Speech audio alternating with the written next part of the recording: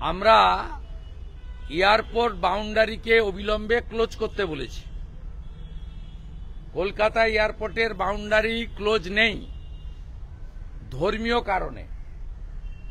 ধর্ম পালনের জন্য কিছু মানুষ প্রত্যেক দিনই আসছেন এবং শুক্রবার বেশি করে আসছেন।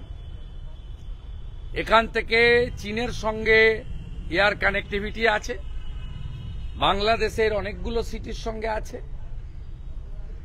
আমরা মনে করি শুধুমাত্র সিআইএসএফ এর সেই পুরনো মানধাতাকালের একটা বডি চেকিং মেশিন দিয়ে যেভাবে প্রত্যেক দিন জঙ্গিরা ধরা পড়ছে পশ্চিমবঙ্গের মাটি থেকে, কখনো ক্যানিং থেকে ধরা পড়ছে জাভেদ মুন্সি, কখনো মুর্শিদাবাদের হরিয়ারপাড়া থেকে ধরা পড়ছে সাদ শেখ, গতকালও ধরা পড়েছে জাভেদ মল্লিক।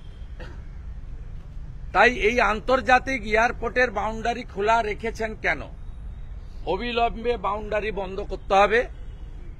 বিধাননগর পুলিশের দাদাগিরি মারার জায়গাটা নয়। এয়ারপোর্টকে সুরক্ষা দেওয়ার জন্য ভারত সরকার সিআইএসএফ দিয়ে রেখেছেন।